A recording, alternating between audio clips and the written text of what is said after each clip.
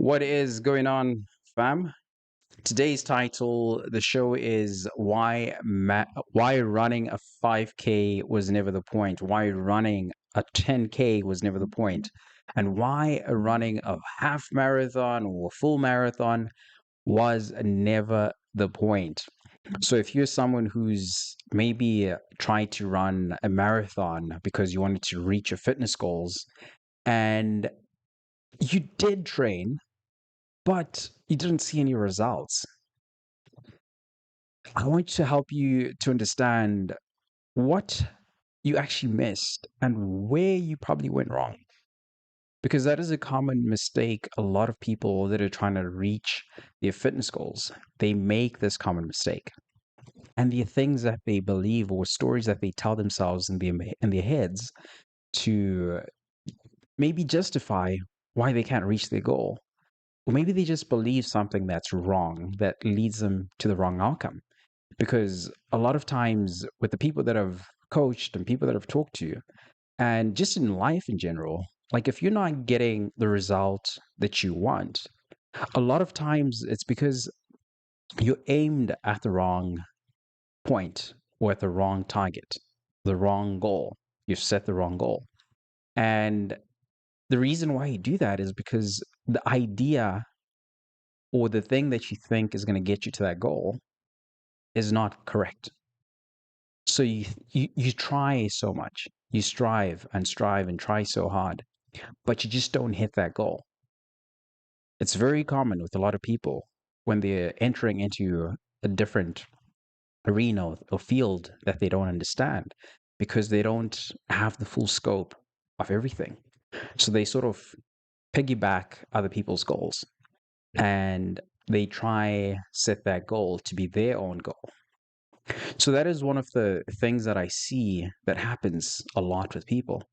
And by the end of this video, I want to help you understand why it's very hard for you to hit that goal and what you need to start doing to help you actually start seeing changes on your fitness journey. Because if you don't do these things, you're going to stay stuck. You're going to blame yourself why you can't get to that goal. You're going to blame yourself saying that you lack discipline. But it's actually something that is quite common. And if you keep going the path that you're on right now, you're not going to be able to achieve the goals that you want to achieve. Even though you've already completed maybe 1, 2 marathons, or you've competed in other challenges, but you're still stuck. You just feel like you haven't reached your goals, but you've done everything. You followed everything. So, the first thing right away that I think is important for us to understand is that most people, when they try and run a marathon, it's because they're trying to treat fitness or their health like an event. Like there's an end goal, there's a date that they'll become finally fit or they'll become finally healthy. And that makes them think that, okay, if I compete in this challenge or if I finish a marathon and I show my friends that have run and have completed a marathon and I post it, or maybe prove it to your ex to say, hey, life goes on and moves on without you. And I managed to run a marathon. I'm not that person that you thought that you were dating. And you've proved something. So just by thinking that fitness is an event or it has a finish line and an end point, because you've completed something, you've hit a milestone. That is where most people make the first mistake because they think that that challenge, that vehicle, or whatever event that they're trying to use to achieve that goal is the end point once they complete that. And the other thing, just to that point again, is that they think that by competing and to become fit or become healthy, they need validation from other people because other people are doing it. Other people are posting the achievements. about their health goals and their fitness. So there's pressure right there. And they feel like because people maybe don't think that they're fit or they're overweight or fat, they need to go out and also run a marathon. Maybe they start with like a 5K marathon because it's better than than sitting on the couch. So getting off to actually go and run is good, but they're doing it for the reason that they want other people to see and notice. They're looking for that validation. They're looking to post that picture, that reel, and post that transformation journey to say, oh, I competed in this and I was weighing this amount. Now I'm weighing this and I've achieved this. I've reached the goal. I'm now that fit person. I'm now that person who you can give likes when I post about fitness, when I post about running a marathon. I want people to like my posts. That's one of the things that people tend to do. And by doing that, they're actually missing a lot about what it means to go on a fitness journey because now their belief is that their identity has to be validated by people externally.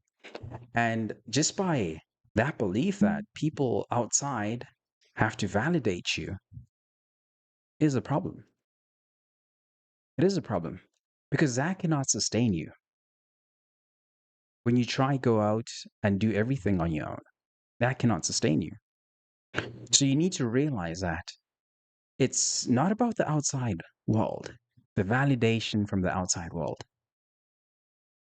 And more importantly, a lot of people, when they start a challenge or they want to run a marathon, they actually thinking maybe the reason I'm not fit right now is because I lack discipline. And it's because I can't get myself to put on my sneakers and go run and keep up with everyone else.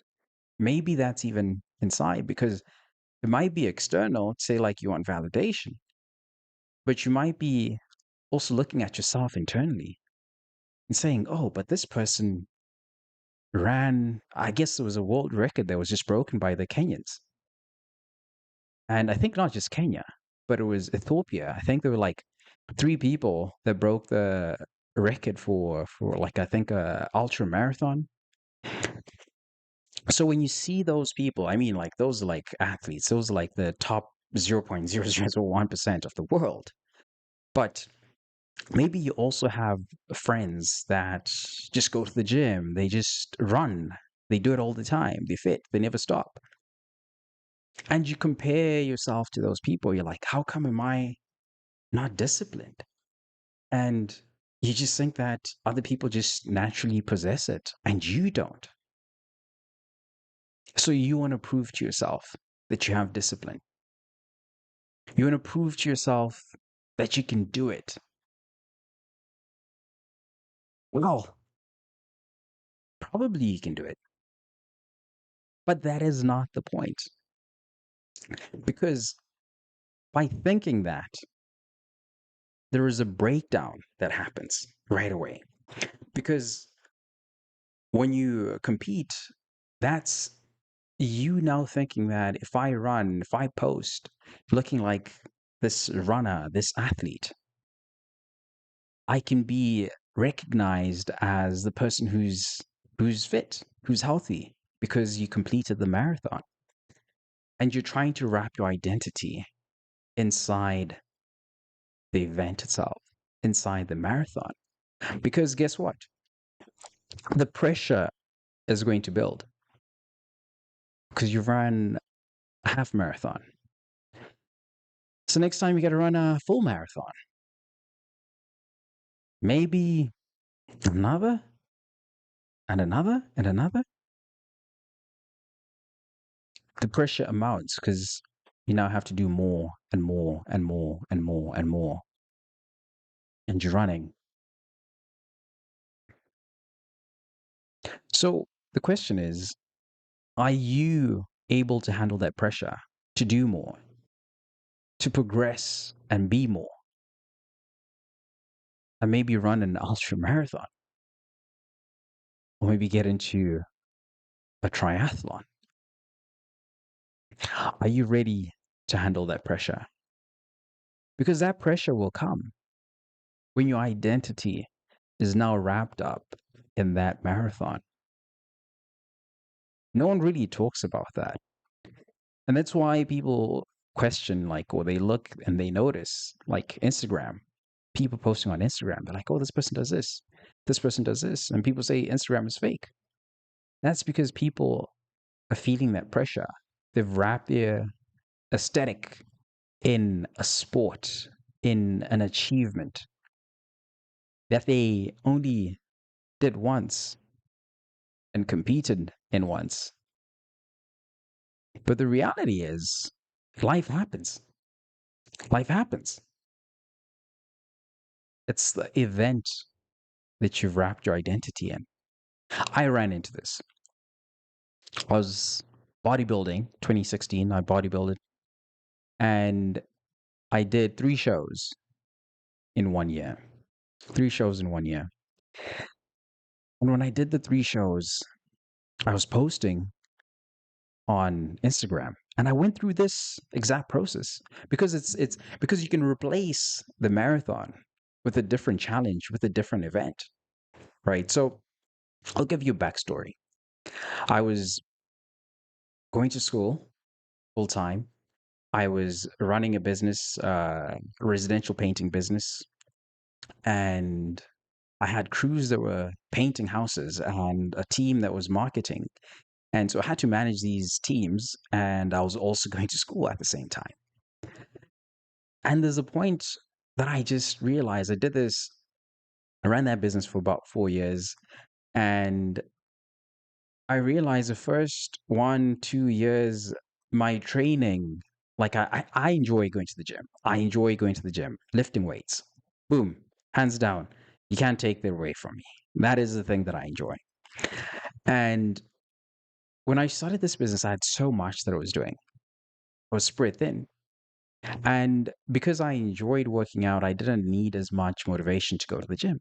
I didn't need motivation. That's the basis of it.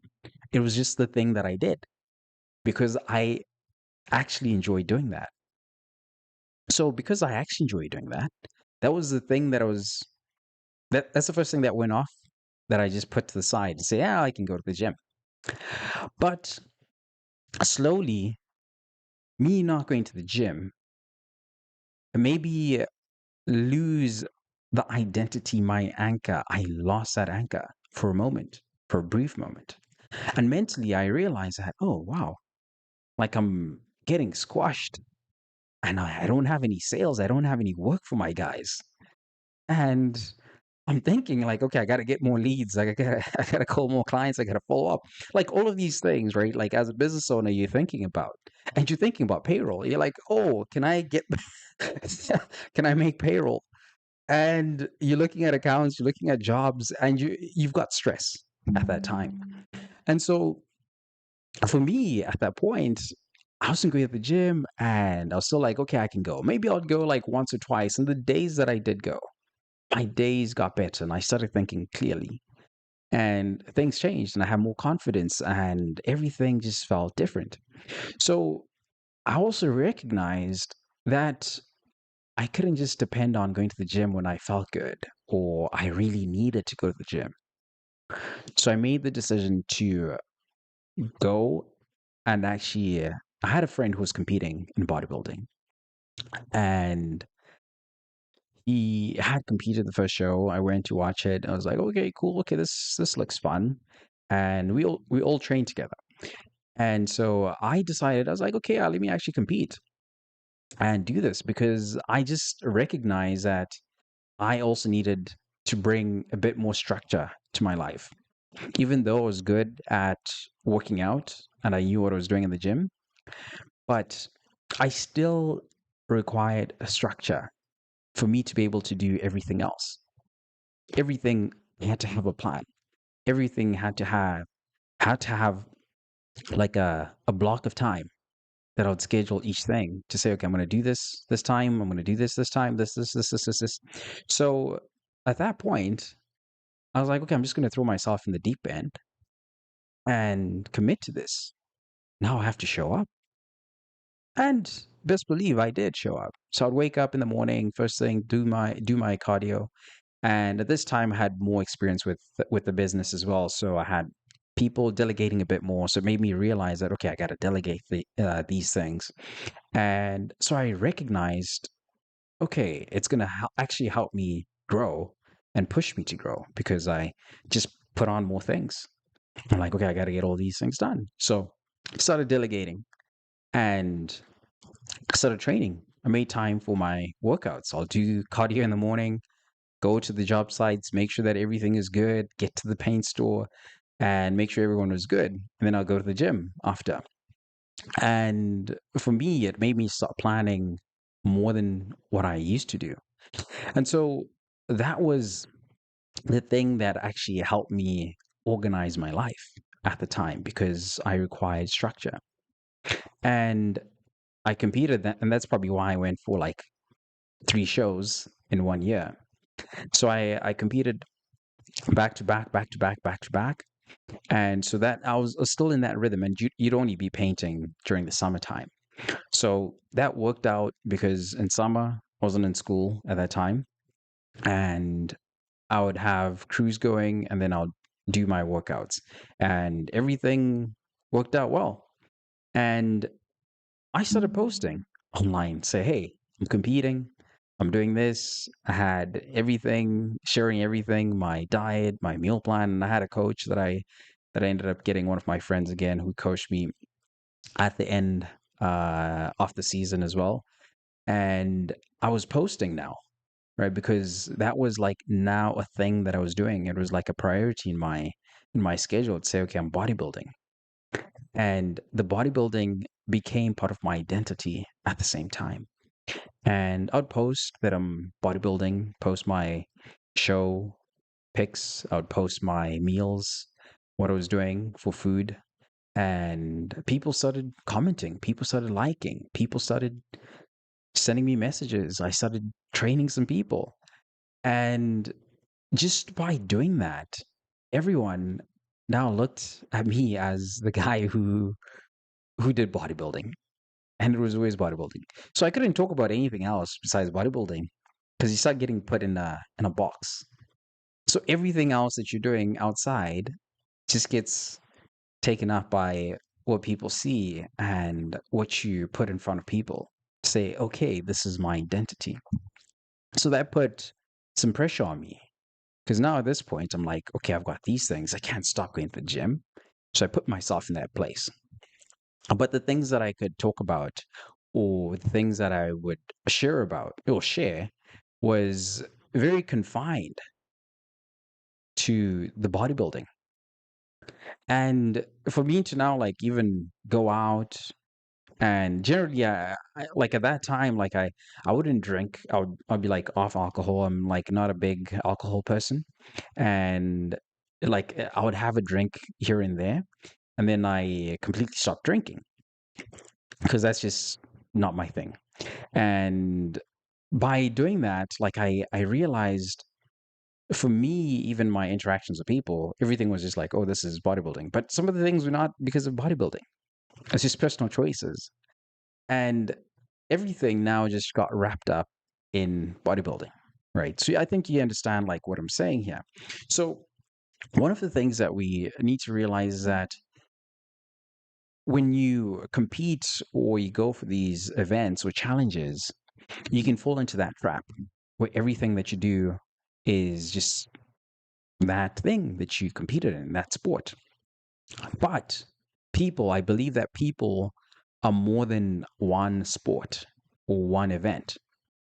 Because guess what? You might do it, you might post about it, but you realize that you don't actually enjoy it. You might actually realize, After a year, after 2 years, like, I don't actually enjoy it that much. Because you still have to understand what your true lifestyle is, what you are trying to achieve, because your life can then be determined by that one sport, and start changing your career path and your family life just to cater to that sport. And that becomes your whole identity, essentially. And everyone's just going to be like, okay, that's who this person is.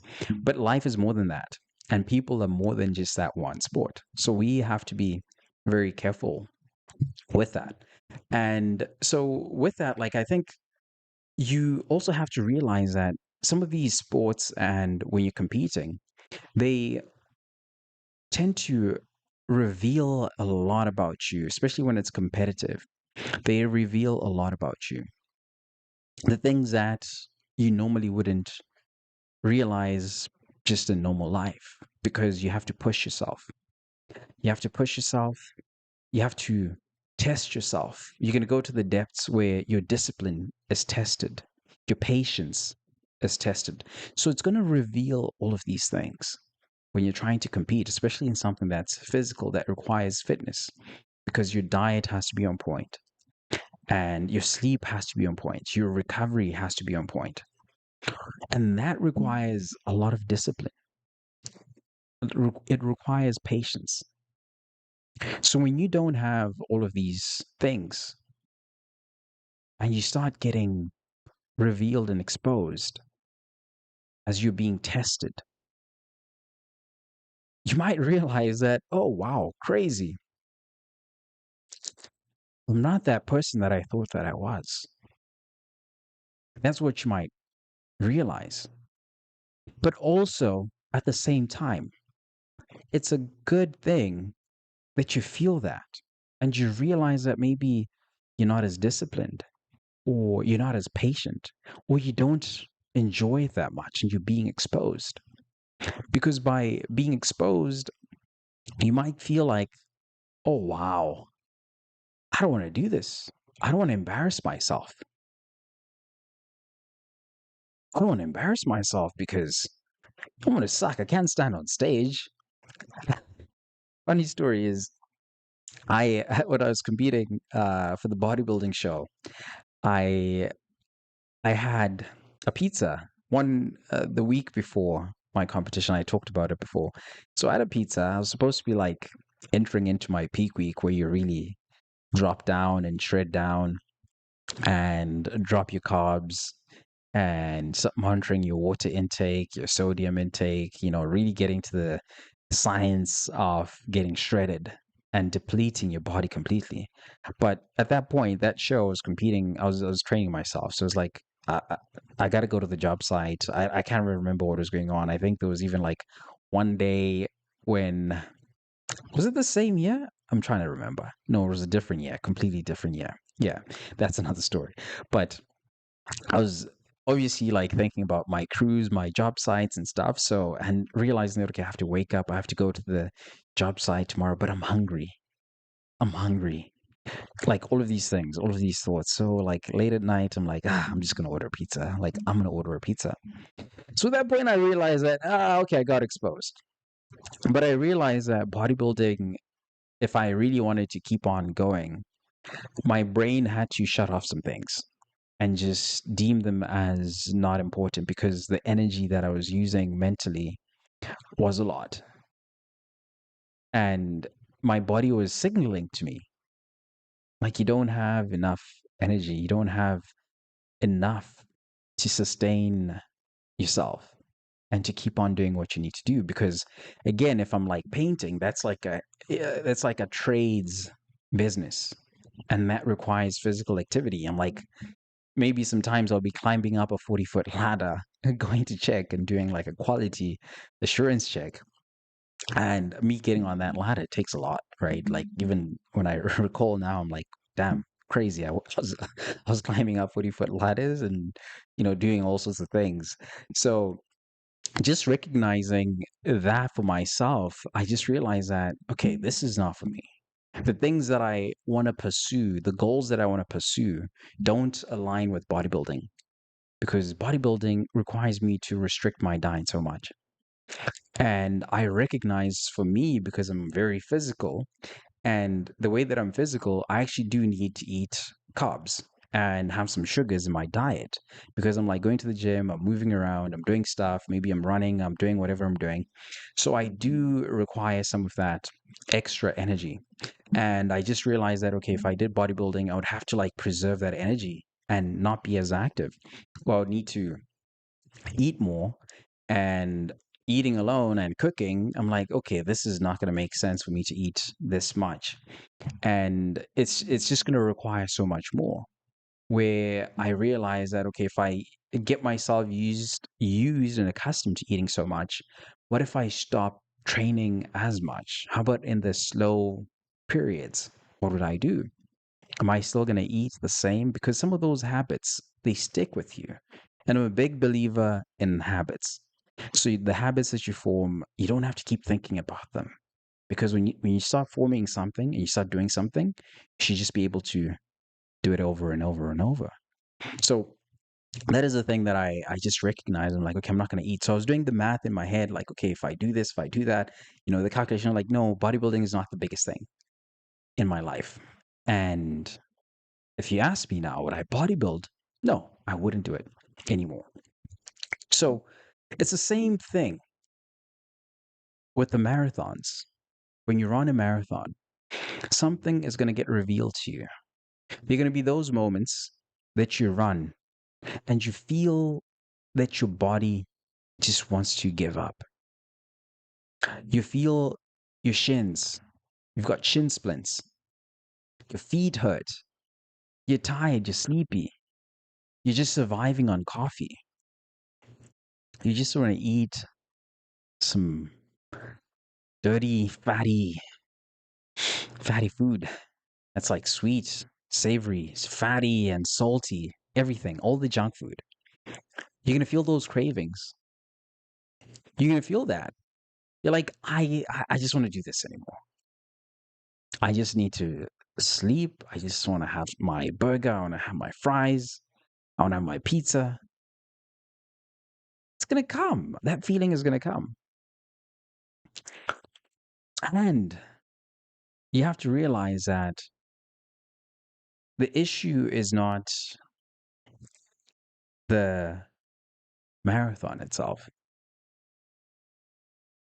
The issue is not realizing that it's not about the event, it's not about the finish point.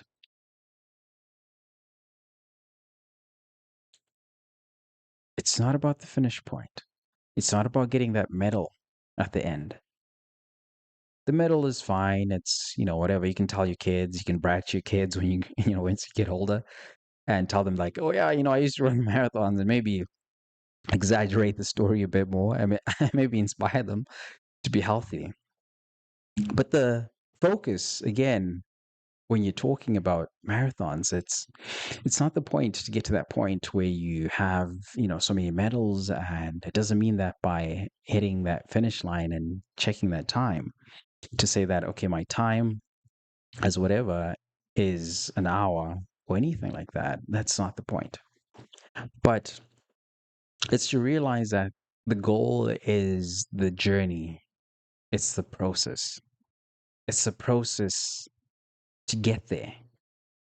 The early mornings that you're waking up, the days that you just had to plan your meals, the sleep that you had to have, and the awareness that you brought to your body when you pushed yourself. That is the goal. It's not about the end line. It's about the goal. It's about the journey. What the journey reveals to you. It's realizing that if you recognize that running a marathon is not a thing for you, it's to realize you need something that you can do repeatedly, and it doesn't bore you. It doesn't push you to the point where you're like, I want to quit. because most people quit after the event. They quit and go back to their normal life. And they've got pictures now that they can post. And maybe one day they just take a picture of their a sneaker or running shoes and just post that. But they just wore that. Maybe they took a walk and they just post. And maybe you're the person who's like always taking that Strava picture when you run, you show off like, oh, I ran this and that. And you stop doing it after the competition, after that event, because you've pushed yourself so much. And once you push yourself so much, it becomes something that you stop enjoying. You stop enjoying the process. So what you need to realize is you need a new way of approaching fitness for you to see lasting results. The first thing that you need is an activity that you can repeat over and over and over again. Realizing that life is not about one event, one moment. So that requires you having some structure, and a structure where you can do something every single day, 2 days, 3 days, depending on your schedule, and something that fits into your life that you can do with friends, that you can do with family. And you don't have to isolate everything else in your life from it. The thing that you can invite your friends and bring other people together to do with you. The thing that you and your partner and your spouse can do together. And you don't have to be like living two separate lives. The thing that is easy for you to repeat, that doesn't require you to have motivation, to have willpower all the time. But you just say, oh, I'm just going to go out and do this thing. It could be hiking, it could be cycling, it could be going to the gym, it could be even just doing the treadmill in the gym. It could be cycling in the gym, stationary bike. It could be having where you're dancing. You could do like a dance class. It could be that. It could be home workouts.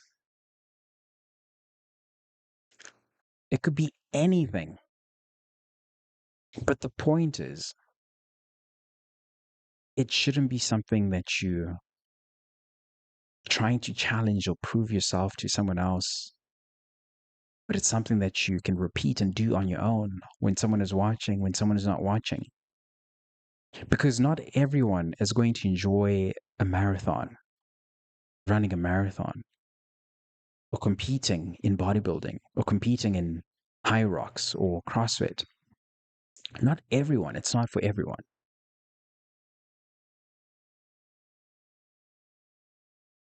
So you need to start bringing that structure. You need to be able to challenge yourself, progress, understand how your body recovers. And it's not by forcing it, because some people think that, when they pick something, they have to suffer through it. And they say, this is my fitness thing that I enjoy. Some people just enjoy different things. Personally, if you tell me to run a marathon, personally, I'm not a marathon runner. I know that for myself. I can run, just casual, but when I stop, I stop. I'm not trying to crush some records. I just know that my cardio improves even if I do 5K. I look at my heart rate. That's what I look at. I don't try time my track my distance to say, oh, I ran this distance. No, I don't do that. But the thing that I look at is, okay, my heart rate. Okay, if I go on for like 30 minutes at this heart rate, okay, cool. And I just go. And I'm okay with like running the same distance every day. And even if it's a short distance, because I'm more of a short distance runner. not a long distance runner. Because I'm like, nah. Unless maybe if I'm running with other people, but I'll do it once or twice. But you won't see me trying to do that like repeatedly because I just know myself. But you will see me in the gym. I can go to the gym once a week, 2 times a week, 5 times a week, 6 times a week. It doesn't matter. But that's the dance that I have with the gym. That's the dance that I have. That's the place that I know that I can go and do what I need to do because I've got no problem with like running on a treadmill too or using the stationary bikes. I've got no problem. I can do that, but I don't wrap my identity into something or into one thing. But I also know what I don't like doing. And that allows me to keep going because I'm not tying myself to one thing. I just know those are things that I'll do and work out. And prioritizing cardio is good. And again, I'm not saying don't run, don't do your cardio. Do your cardio. Do your cardio. But the main thing that I'm pointing out, do the things that you enjoy doing. Do the things that you enjoy doing. Do that. And you'll see the results because now you can actually progress and do it for life without doing it like once or twice and then you give up and then you quit because you have to keep going. So if you're someone who feels like, I'm tired of starting and not seeing results and going on this, trying to hit this goal, and I just keep restarting my fitness journey all the time because I hit this milestone and then I fall off because work gets busy. I can't train. Or if you're someone who's like, I'm struggling to just stay consistent, you need to be listening to this. If you're someone who's like, oh, I feel stuck, I don't know what to do, and you need a plan, this is for you. But if you're someone who doesn't care, who's like, yeah, I just want to run one event and that's it, I don't care about what happens after that, fine. That's you. If you're like a runner who's like, me, I enjoy running and I'm going to compete. I do it once a week, once a month. This is the thing that we do. This is the event that we do with my family. That's what we do. And it's just for whatever legacy or external validation. Or if you're like, yeah, I just take pictures because I want to post them on Instagram and just show people that I'm doing the thing. And yeah, this is probably not for you. If you're like, marathon runner, this is your life. This is definitely not for you because I'm coming from a place, and I'll say this, I'm coming from a place where I've got a bias. I've got a bias, but the point and the principle again, it has to be something that you enjoy. The point of running a marathon is not to get to the finish line or anything in fitness in general. It's not about getting to the finish line. It's about doing the thing that you enjoy, that you can do again and again and again and again and again. That is the thing that you need to find and search for. So I really hope if you're watching this, you're listening. I really want you to search. If you've tried to restart your fitness journey, you haven't found the thing that you enjoy, and you keep running back and going back to the old patterns. I encourage you, keep searching. Try hiking, try walking, try doing a fitness workout at home. Try high rocks, try CrossFit, try something that you can do. But recognize and realize that it has to be something that you enjoy doing, regardless of who's watching, regardless of your friends giving you compliments or whether you post it or you don't. But the thing that you enjoy doing when someone is not looking. Even if you're at home, what would you do to just get active? Or what would you put on your TV to watch? Something active. Maybe it's a sport that you played in high school or university. Maybe join a rec league or something and participate and do something. Soccer, you could do that. Volleyball, you could do that. There's paddleboard now. It's tennis. All of those things are things that you can do. You can join a club. There are clubs everywhere. You can go swimming. If these are things that you enjoy doing, you should start doing.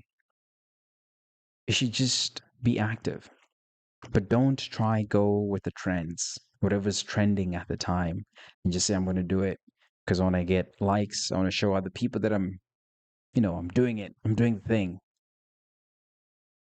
It's not about that. It's not about that. It's not about that. So the thing that I want to leave you off is again to realize that all of these things are important and you need to bring structure to your day, right? Fitness is important and you need to start bringing structure to your life. The things that you can do can bring structure and things that you can do on a daily basis because there's a lot of power in repetition. When you do things over and over and over again, there's a lot of power in that. So you need to start learning how to take up habits, form new habits that you can sustain, that you can repeat, and remove as much resistance between you and whatever activity you pick. If you're a person who's like, okay, I want to run a marathon and I actually enjoy running, you need to go and make sure that you've got your sneakers by the door and just prepare for running for the rest of your life if you can. And recognize that you need to start thinking about longevity because when I talk about this, I'm also considering longevity to say how long can your joints, your hips, your legs can sustain you running. Are you running on road? Are you running on grass? Do you have the running shoes? Have you put thought into making the sport easier for you and remove the resistance? Because if you're someone who's like, okay, I go running every single day, but I come back and my shoes hurt, my feet hurt. It's because we probably don't have the right shoes. If you're like my shins hurt, you've got shin splints. Maybe you're not training your tibialis. You got to train that. You got to train your muscles. You got to train your shins. You got to train your calves. You got to train your ankles. All of those things now need to be worked out. You need to warm it up. You need to learn how to recover. How do you recover from a run, nutrition wise? How many carbs are you eating for your diet? How many hours of sleep are you having? Once you understand these things and you're willing to put in the time and the effort to understand these things, that's what makes it enjoyable because it doesn't feel like you're pushing yourself to the extreme. And you can do it step by step. You don't have to do these extreme training programs for you to run a marathon because when you're running a marathon, maybe you're going to hire a coach. And you think that, having a coach, I mean, it's good. Don't get me wrong. It's good. I still coach people, but you still need to understand it's about the process. The coach is supposed to help you through that process to find the thing that you enjoy or to understand your body. Like, okay, how much sleep do I need? What's the nutrition that I need? Hydration. How much do you need to drink? When should you eat? What do you need for recovery? Do you need to stretch? Do you need to go for a massage? What shoes should you get? Those are the things that your coach can help you with, figuring those things out. And the coach can accelerate that time. A coach can accelerate that time so that you don't have to try and figure everything out on your own. But once you figured out, you're like, okay, this is what I enjoy doing. Because you might also not enjoy it. You might realize, okay, you hire a coach and the coach tells you something that you don't like. And like, okay, this is not the thing for me. And then you just give up. Because I've also had people who are like, working out is not for me. Like they try it and then they realize what it takes to like lift weights. And they're like, nah, it's not for me. And I've met people who are like, I'm a runner. I enjoy running. I'm like, okay, great. But also it gets to a point where I realize like, okay, working out in the gym, like I still do all of these things, right? I'm not saying that I don't do them, but I do them in a way that I enjoy them. And I recognize I have to work out, I have to do my cardio, I prioritize my cardio. And I do run, I do walk, I use a bike, I stretch, I do everything. It's because now I understand what the gym requires for me, like lifting weights. Lifting weights is my favorite thing. But when I lift them, I also recognize for me to keep on going, I have to recover. I have to do my cardio, my heart health. I have to do these things. But the foundation is still the metal. It's still lifting. That's still the foundation. So you have to recognize for you, what is it that you enjoy? And understand, like, okay, for me to go to the gym, okay, I need this. For me to run, I need this. And I think there's like, especially because when I started running, I recognized, I underestimated how much a good pair of running shoes can do for you when you're trying to run. I completely underestimated that because when you have a good pair of shoes or sneakers, yeah, just running, it's like you're bouncing. It's like you're bouncing off, like just leaping forward with a good pair of sneakers. So you have to think about this and say, okay, the thing that I want to do I have the right equipment? Do I have the right things? Do I have the right diet? Am I getting enough sleep? Whatever it is, you have to do it. So that's what I'm going to leave you with today is to really think about what you enjoy doing, what you want to do, and figure out what is it that you need to do for you to actually start enjoying the activity. What tools do you need? What guidance do you need? Those are the things that you need to start figuring out and recognize that everyone has something. There is something. And the goal is not reaching or completing an event, but the goal is actually to keep on going and never stop. That is the true goal. That is the real goal. There's no finish line. It's to keep going. That is what you need to recognize. So if you're someone who's still confused after this, or if you've gone through this already, but you're still stuck, send me a message. Send me a message.